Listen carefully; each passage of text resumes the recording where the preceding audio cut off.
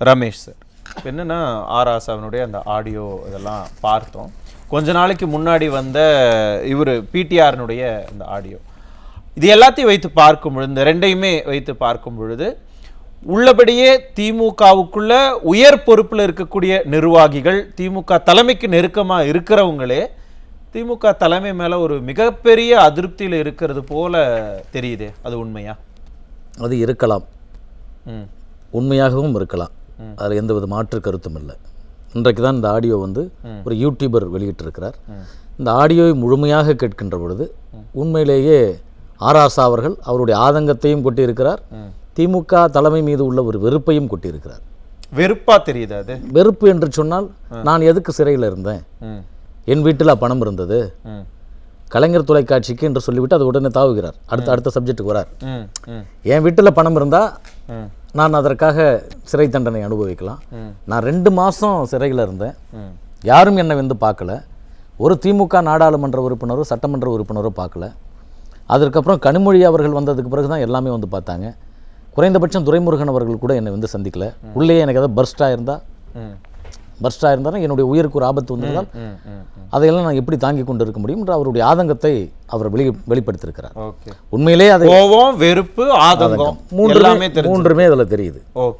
இது ஒவ்வொரு திமுகவினுடைய உறுப்பினர்களுக்கும் அடுத்த கட்ட நபர்களை வர்றவர்களுக்கும் அவர்களுக்கும் அந்த பாதிப்பு இருக்கும் என்ற நிலை உண்மையாக புரியும். ஏனென்றால் தலைமையோடு நெருங்குகிறாங்க. ஒரு ஊழல் என்ற செய்தி வருகிறது, 2G ஸ்பெக்ட்ரம் ஊழல். தண்டனை அனுபவிப்பது யார்? அந்த தொலைத்தொடர்புடைய அமைச்சராக இருந்தவர் அனுபவிக்கிறார். அந்த 2 மாதம் கழித்து தான் எல்லாமே போய் பார்க்குறாங்க. அது வரைக்கும் அவருக்கு அந்த தாங்க முடியாத துயரம்.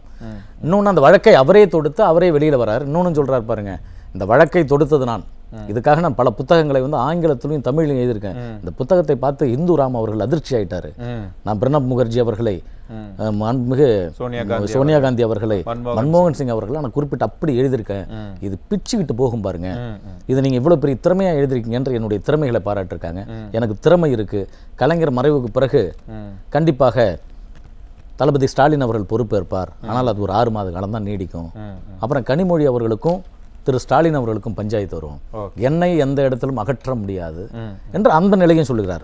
இந்த இடத்துல தான் அவர் சொல்றதை வச்சு பார்க்கும்பொழுது இது ரீசெண்டா பேசின மாதிரி இல்ல, கருணாநிதி அவர்களுடைய மறைவுக்கு முன்னாடியே இது பேசப்பட்டதாகத்தான் தெரியுது. ஏன் இவ்வளவு ஆண்டு காலம் கழிச்சு இப்ப அந்த ஆடியோ ட்ரெண்ட் ஆகணும்? அப்ப இவ்வளவு ஆண்டு காலமாக ஏன் அதை மறைச்சு வைக்கிறாங்க? இப்ப எலெக்ஷன் நெருக்கத்துல ஏன் அது ரிலீஸ் பண்ணப்படுது? என்ன காரணம்? அது சொல்ல போனா அந்த இயக்கத்துக்குள்ள உள்ள மூத்த தலைவர்களுக்குள்ள ஒரு போட்டிகள் இருக்கும் கண்டிப்பாக. திமுகவுக்குள்ளே இருக்கலாம். ஏன்னா அவர் துணை பொதுச் செயலாளராக இருக்கார். ஒரு சொல்லிக்கக்கூடிய இடத்துல ஒரு முக்கிய இடத்தில் இருக்கிறார். இப்ப இந்த பல நாடாளுமன்ற உறுப்பினர்களை, சட்டமன்ற உறுப்பினர்களை தேர்ந்தெடுக்கக்கூடிய இப்ப இந்த தேர்தலில் சட்டமன்ற உறுப்பினர்களை தேர்ந்தெடுக்கக்கூடிய அந்த கமிட்டியில கூட இருக்கிறார். வேட்பாளர்களை தேர்ந்தெடுக்கக்கூடியது. அவர் வீக்கெண்ட் பண்ணணும், அவரை பலவீனப்படுத்தணும் என்பதற்காக திமுகக்குள்ளேயே கூட ஒரு சில மூத்த தலைவர்கள் இதை வெளியிட்டிருக்கலாம் என்பது கூட என்னுடைய கருத்து. உள்ளடி வேலையினால நடந்திருக்கலாம். இது எப்படி சார் நம்புறது? அவங்க கட்சிக்குள்ள ஆல்ரெடி அவங்க கூட்டணியிலே இன்டாக்ட்ங்கறாங்க. அப்ப கட்சிக்குள்ள கட்டுக்கோப்பா தானே இருப்பாங்க. அவங்க எப்படி அது ஏன்? அதனால அவங்களுக்கு என்ன பயன்? கூட்டணிக்குள்ள எங்க இன்டாக்டா இருக்கு? கூட்டணிக்குள்ளே இன்டாக்டா இல்ல, கட்சிக்குள்ளே இன்டாக்டா இல்ல. நீங்க இப்போ தாம்பரத்துல ஒரு SR ராஜா அவர்கள் கடந்த முறை சட்டமன்ற உறுப்பினராக இருந்தார். அவர் கடும் கோபத்தோடு கொந்தளிப்போடு நீங்க TR பாலு அவர்களுடைய வீட்டை முற்றுகையிட்டார், அதே போல அறிவாலயத்தை முற்றுகையிட்டார். ஆனா TR பாலு அவர்களால் அவரை சமாதானப்படுத்த முடியவில்லை. ஆனால் மீண்டும் நீங்கள் ஆராசா அவர்கள் போய் அவரை சமாதானப்படுத்தி விட்டு நீங்கள் புதிய வேட்பாளர் கிருத்திகா அவர்களை சால்வை போட வச்சு அவரை சமாதானப்படுத்தி விட்டு வருகிறார். இது எதற்காக நான் கொக்கியா சொல்லுகிறேன்? அந்த ஆதங்கம் வருமா? என்ன சொல்ல வரீங்க? அப்ப இது யார் பார்த்த வேலைன்னு சொல்ல வரீங்க? நான் சொல்ல முடியாது. அது மாட்டி விட்டது TR பாலு சொல்ல வரீங்களா? வேற என்ன? அது எங்களுக்கு தெரியாது சார். இல்ல எதுக்கு சொல்ல வரேன்னா, நான் இதை சொல்ல முடியல. இது யார் வெளியிட்டாங்க, யார் வெளியிடப்பட்டது ஆதாரம் எனக்கு தெரியாது. சொல்ல மாட்டா எல்லாத்தையும் சொல்றீங்களே. இல்ல அது எதுக்காக சொல்லுகிறேன் என்றால், நீங்க அந்த மாதிரி ஒரு நிலைப்பாடுகள்ல அந்த மாதிரி 2ஆம் கட்ட தலைவர்களுக்குள்ள ஒரு கருத்து வேறுபாடுகள் வந்திருக்கலாம், ஏதாவது ஒரு சூழல்கள் மாறி இருக்கலாம். அதனால அது தேர்தல் நேரத்தில் இப்பொழுது வெளிவந்திருக்கிறது. இப்ப வெளியிட்டாதான் அவரை பலவீனப்படுத்த முடியும், அவரை கட்சியிலிருந்து அவரை வேறுபடுத்த முடியும். இப்ப நீங்க PTR பழனிவேல் தியாகராஜனை நீங்க கடந்த 2021 இருந்தார். அவருடைய ஒரு ஆடியோ டாஸ்மார்க் ஊழல்ல 30,000 கோடி ஊழல் செய்திருக்கிறார் என்ற ஒரு ஆடியோ லீக் ஆச்சு. அன்று முதல் அவரை அப்படியே வீக்கெண்ட் பண்ணி அவர் பலவீனப்படுத்த இந்த நிதித்துறை அமைச்சகத்திலேருந்து தூக்கி வச்சு அவர் ஒரு சாதாரண ஒரு பொம்மையாக கை பொம்மையாக ஓரங்கட்டப்பட்டார். அவர் மிகப்பெரிய அறிவாளி. நீங்க இன்னும் சொல்ல போனா மத்திய அரசுன்ற வார்த்தையை ஒன்றிய அரசுன்னு சொல்ல வைத்ததே அவர் தான். நீங்க இன்னைக்கு ஒன்றிய அரசு என்று திமுக கோஷமிடுகிறது, இன்றைக்கு எல்லா கட்சிகளும் அதை சொல்லுகிறது, அந்த வார்த்தையை பயன்படுத்தி. ஆனா அந்த அளவுக்கு ஒரு மிகப்பெரிய அறிவாற்றல் கொண்டவர். நீங்க நிதித்துறையில எல்லாத்திலும் அறிவாற்றல் கொண்டவர். நிதித்துறையில கூட நீங்க உரிமை தொகையை கொடுக்காததற்கு நீங்க வந்து கேட்டகரிஸ் வைஸ் பிரிச்சு உரிமை தொகையை கொடுக்கணும். அப்படியெல்லாம் கொடுத்தா நம்ம வந்து கடன் வாங்கின மாநிலம் ஆயிடுவோம். ஆக்டிவா வேலை பார்த்தாலும் திறமை இருந்தாலும் இவங்களை ஓரம் கட்டுறதுக்காகவே இந்த மாதிரியான ஆடியோக்கள் வெளியிடப்படுகிறது. ஆகவே பழனிவேல்ராஜன் அவர்கள் எப்படி நீங்க ஓரம் கட்டப்பட்டாரோ, அடுத்து நீங்க ஆராசா அவர்களுக்கு திறமையானவர் தான். அவர் ஆங்கில புலமை உடையவர், கடும் பேச்சாளர், நல்ல சொற்பொழிவாளர்.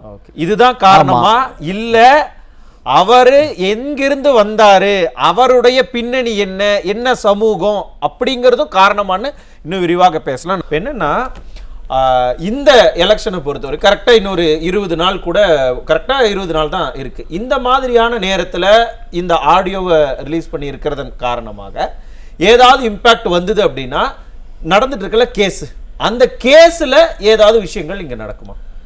காங்கிரஸினுடைய தொடர்பு, இங்க இருக்கக்கூடிய மு.க. ஸ்டாலினுக்கு இருக்கக்கூடிய தொடர்பு, இவர் பேசியிருக்கிறது, இது எல்லாமே அவர் சொன்னார் இல்லையா, சிபிஐ கூட இது ஒரு சின்ன ஒரு இதா போயிருச்சு, ஒரு துருப்பு சிட்டா போயிருச்சு அப்படின்னா இதை வச்சு ஏதாவது சிபிஐ விசாரணை இன்னும் இது பண்றதுக்கு ஜாஸ்தியா வாய்ப்பு இருக்கா? இதுவும் ஒரு ஆதாரம் தானே அவர்களுக்கு. ஓகே, சிபிஐக்கு எது கிடைத்தாலும் ஆதாரமாக எடுத்துக்கொண்டு ஆதாரம்னு சொல்றீங்க. ஆனா கனகராஜ் அது அப்படி சொல்லல, இது அவரோட தானே எங்களுக்கு தெரியாது. ஒரே வாரத்தில் ஆதாரமாக எடுத்துக்கொண்டாலும் அது உண்மைத்தன்மையும் பார்த்துக்கும் இல்லையா? சிபிஐ அப்படியே கண்மூடித்தனமாக எடுத்துக்கொள்ளாது இல்ல. இது கூடுமான அளவிற்கு உண்மைத்தன்மையாக இருப்பதாக தான் எல்லோருக்கும் தோன்றுகிறது. 100%. இப்ப அது உண்மைத்தன்மை இல்லை என்று இவர் ஒரு மனு போடுவார், அது குரல் ஆடியோ வந்து அவங்க வெரிஃபை பண்ணிக்குவாங்க, இவர் பேசினதா இல்லையான்றது சிபிஐ விசாரணை பண்ணிக்கும். ஏனென்றால் வழக்குக்கு சிபிஐக்கு தேவை ஒரு ஆதாரம் கிடைத்திருக்கிறது. எல்லா வழக்குகளிலும் ஆதாரத்தை, சாட்சிகளை எடுப்போம்.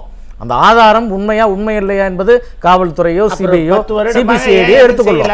அதுல எந்த மாற்று கருத்தும் இல்ல. இப்ப 10 வருஷமா அதை செய்யலாமே, இந்த ஆடியோ செக் பண்ணிருக்கலாமே, எதுவும் பண்ணல. எப்ப ரிலீஸ் ஆச்சு? இப்பதானே சார் ரிலீஸ் ஆயிருக்கு.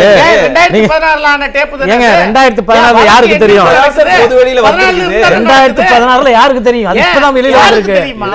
ஏங்க இன்னைக்கு தானங்க ரிலீஸ் ஆயிருக்கு. இன்னைக்கு தானே ரிலீஸ் ஆயிருக்கு. காங்கிரஸ் எக்ஸார் அரெஸ்ட் பண்ணி வந்து இவரை ராசாவையும் கனிமொழியும் தூக்கி 1.5 வருஷம் உள்ள வச்சாங்க. முகாந்திர அதிகாரத்தை